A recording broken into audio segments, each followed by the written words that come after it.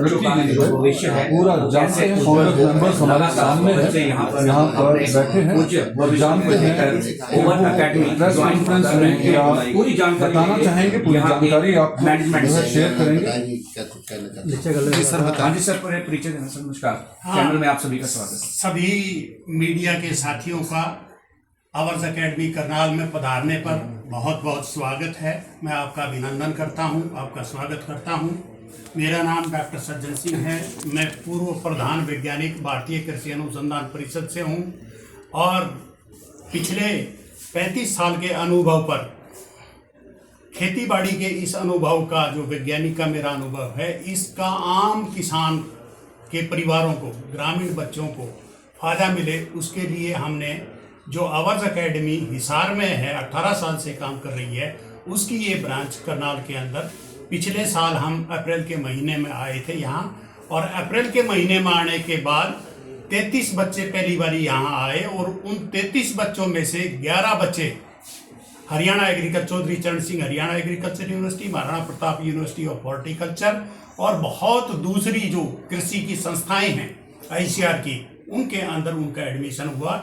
ये एक बहुत बड़ा अचीवमेंट था हमारे लिए और उसी से उत्साहित होकर इस वर्ष भी हमने सोचा है कि ज़्यादा से ज़्यादा बच्चे इस एकेडमी से, आवर्स एकेडमी करनाल से, इन संस्थाओं के अंदर दाखिला लें। उसके लिए हमने यहाँ कोचिंग शुरू की है।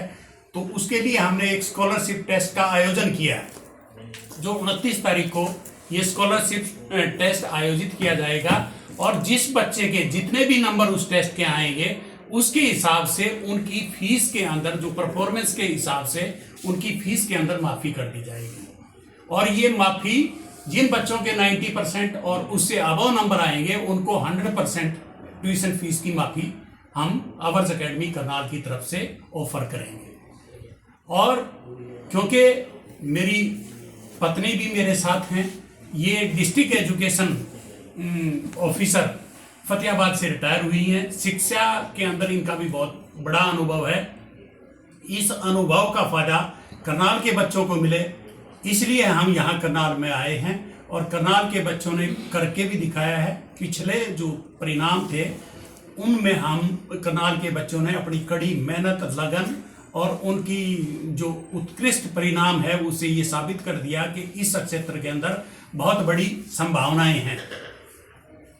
आपके शहर करनाल में खेतीबाड़ी के मामले में करनाल बहुत विकसित जिला है। करनाल है, कुरुक्षेत्र है, यमुनानगर है, कैथल है, पानीपत है, अंबाला है। ये नॉर्थ हरियाणा जो है वो कृषि के मामले में बड़ा ही आगे, दूसरे हिस्सों से, हरियाणा प्रदेश के दूसरे हिस्सों से आगे है। लेकिन अगर आप देखो कृषि शिक्षा के अंदर करनाल के बच्चे बहुत पिछड़े हुए हैं। करनाल के अंदर 5-6 तो ICAR की संस्थान हैं, चाहे वो national dairy research institute Karnal है, चाहे वो central soil salinity research institute है, चाहे वो Indian institute of wheat and barley research है, चाहे वो NBGR है, IRI का रीजनल सेंटर है, लखनऊ के शुगर कैन का रीजनल सेंटर है। बहुत सारे सेंटर आप देखोगे कि एक हब है। और ICAR ने, एजुकेशन डिवीजन ICAR का है, उसने आगे से बच्चों के एडमिशन के लिए इन संस्थाओं में प्रावधान भी कर दिया है। एजुकेशन हब के तौर पे करनाल उभर रहा है। इसके साथ साथ Maharana Pratap university of horticulture आपके शहर के अंदर आ गई है। बच्चों को इन बातों का भी ज्ञान नहीं है। इस क्षेत्र के बच्चों को खेतीबाड़ी की शिक्षा का जो ज्ञान है वो अभी नहीं है। उसके लिए ज्ञान को देने के लिए और कंपटीशन, क्योंकि ये सीधा दाखिला किसी भी संस्थान में नहीं होगा, उसके लिए कॉम्पिटिटिव एग्जाम्स देना जरूरी है। और उस कंपटीशन की तैयारी करने के लिए आवर्स एकेडमी करनाल वो प्लेटफॉर्म इन बच्चों को मुहैया कराती है, जो 10वीं के तुरंत बाद आप सीधे यूनिवर्सिटी में जाते हो। 6 ईयर BSc एग्रीकल्चर प्रोग्राम है, जिसके अंदर आपका कैरियर सुनिश्चित हो जाता है। वहाँ जाने के बाद BSc एग्रीकल्चर तो आप करो ही करोगे। अगर किसी बच्चे की और आगे बढ़ने की, चाहे वो UPSC में CSC एग्जाम पास करना चाहता है, तो उसके लिए भी वहाँ सुविधाएं जो हैं वो राष्ट्रीय स्तर की सुविधाएं हैं। तो बच्चे उनको अवेल करके भी अपना कैरियर वहाँ और आगे बढ़ा सकते हैं। तो मैं सभी बच्चों से और अभिभावकों से ये अनुरोध करूँगा कि 29 तारीख को आवर्स एकेडमी करनाल की तरफ से जो स्कॉलरशिप टेस्ट आयोजित किया जाना है उसका लाभ उठाएं, क्योंकि बच्चों को इस बात का पता ही नहीं अब तक कि करनाल के अंदर भी ऐसी कोई एकेडमी जो बच्चों को कृषि से संबंधित शिक्षा, चाहे वो बीएससी एग्रीकल्चर हो, चाहे वो बीवीएससी वेटरनरी डॉक्टर जिससे बनते हैं, चाहे वो बीएलडीए हो, चाहे वो फॉरेस्ट्री की हो, चाहे फिशरीज की हो, चाहे आईसीआर का जो कॉम्पिटिटिव एआई ट्रिपल का जो एग्ज़ाम है उसकी तैयारी है, या सीयूईटी का जो एग्ज़ाम है उसकी तैयारी के लिए बच्चों को हम यहाँ तैयार करते हैं। तो मैं सभी अभिभावकों से और बच्चों से ये अनुरोध करूँगा कि वो आएँ, आवर्स एकेडमी के इस प्लेटफॉर्म का फ़ायदा उठाएं, क्योंकि जीवन में जो बच्चा एक बार इन स्ट्रीम्स में चला गया उनका कैरियर सुनिश्चित है, उनको किसी चीज़ से डरने की जरूरत नहीं। अभी आपने बोला, बड़ी बात बोली कि 10वीं के बाद बच्चों का ब्राइट फ्यूचर बच्चों के ही हाथ में है, बड़ी बात बोली अभी आपने, तो कैसा देखते हैं आप?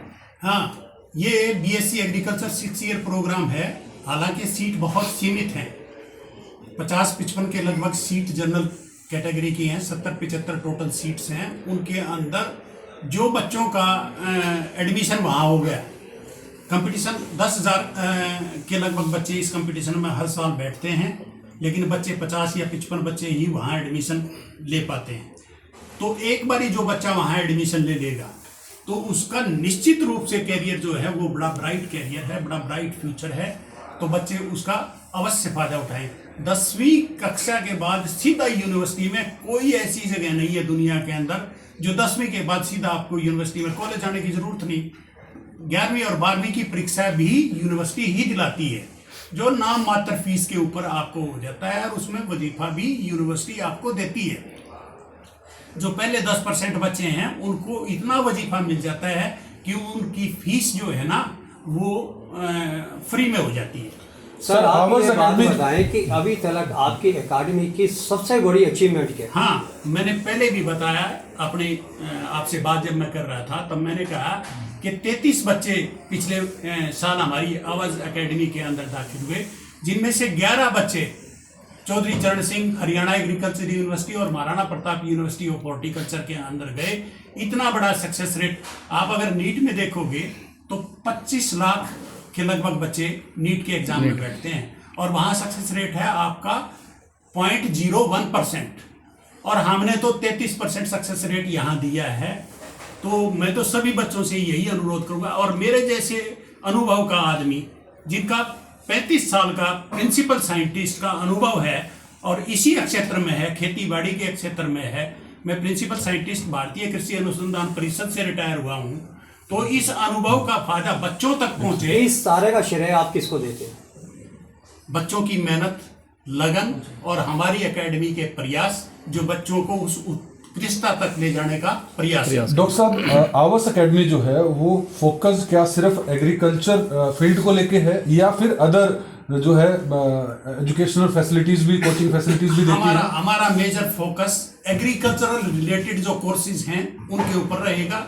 उसके साथ साथ नीट की जो है, जेई की है, एसएससी की जो है, जितनी भी तैयारियां हैं जो कॉम्पिटिटिव एग्जाम्स में जिनमें एग्रीकल्चर का एक बहुत बड़ा हिस्सा आता है, उनके लिए भी चाहे वो हो सकता है आने वाले समय में हम जो आईएएस और एचसीएस की तैयारी में एग्रीकल्चर जिनके पास सब्जेक्ट है उसके लिए भी हम यहाँ कोचिंग शुरू करेंगे। सबसे महत्वपूर्ण होता है कि एक्सपीरियंस आपने अपना तो डॉक्टर साहब बताया ही है कि 35 साल का आपका प्रिंसिपल साइंटिस्ट का एक्सपीरियंस है, परंतु जो स्टाफ जो है वो भी वेल एक्सपीरियंस्ड है यहाँ पर? बिल्कुल, जो हमारे पास स्टाफ है, फैकल्टी है, उनका अनुभव बहुत बड़ा अनुभव है, जिनका 18, 17 साल का टीचिंग का एक्सपीरियंस है, वो सब टीचिंग है। और उसके साथ साथ सबसे बड़ी बात है कि मैं भी टीच करता हूँ, तो मेरा जो 35 साल का अनुभव है वो बच्चों तक पहुँचाने का प्रयास करता हूँ। उसके बाद जो फैकल्टी है वो आईआईटी लेवल की है, वो पीएचडी उन्होंने किया हुआ है, सभी जो हैं वो वेल क्वालिफाइड स्टाफ हमारे पास फैकल्टी है। पूरा प्लेटफॉर्म सेट करना, पूरा प्लेटफॉर्म यू कैन आप देख सकते हो, आप विजिट करना, आप देखना, और ये पूरा प्लेटफॉर्म आप देख सकते हो। बच्चों के लिए जो सुविधाएं हैं, सीसीटीवी कैमरा की मॉनिटरिंग में रहता है, लड़कियों के लिए और लड़कों के लिए जो एक डिसिप्लिन का वातावरण यहाँ है, उनके फ़ोन आते ही साथ काउंटर के ऊपर जमा करा दिए जाते हैं।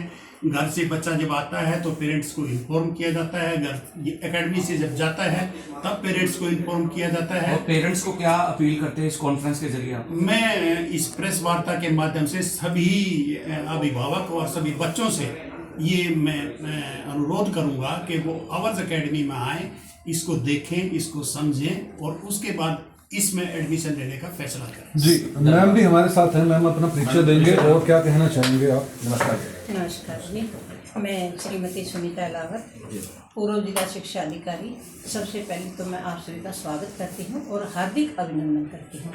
जैसा कि सर ने बहुत कुछ तो बता दिया, उसके साथ साथ सिक्योरिटी पॉइंट ऑफ व्यू से हमने मोबाइल के बारे में सर ने बता दिया। कुछ बच्चों की डिमांड थी पिछले साल से कि हमारे लिए हॉस्टल की सुविधा उपलब्ध करवाई जाए, जैसे पीजी वगैरह में हम अच्छी प्रकार से नहीं रह पाते, तो उसके लिए भी हमने हॉस्टल की सुविधा भी इस साल से स्टार्ट कर दी है। करनाल में? हाँ जी, करनाल में ही कर दी है, ताकि बच्चे आसानी से यहाँ तक पहुँच के उनके लिए बाकायदा व्हीकल की भी व्यवस्था हमने कर दी है, ताकि बच्चों को किसी प्रकार की दिक्कत ना आए। वहाँ भी बच्चों के लिए CCTV कैमरे लगवा दिए गए हैं और सुरक्षा के अंदर बच्चे रखे जाएंगे।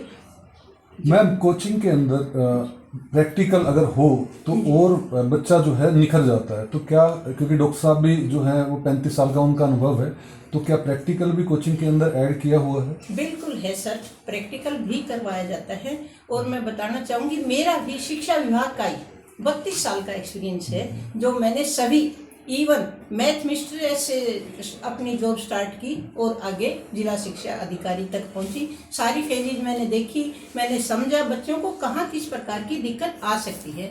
हमारा एक मेन ही लक्ष्य था कि हमारे बच्चे तो वेल सेटल्ड हैं, मध्यम वर्ग के बच्चों को कुछ फ़ायदा दिया जाए। उसी फायदे के हिसाब से फीस भी हमने बिल्कुल नॉर्मल सी फीसें रखी है, ताकि हम समाज को कुछ दे पाए।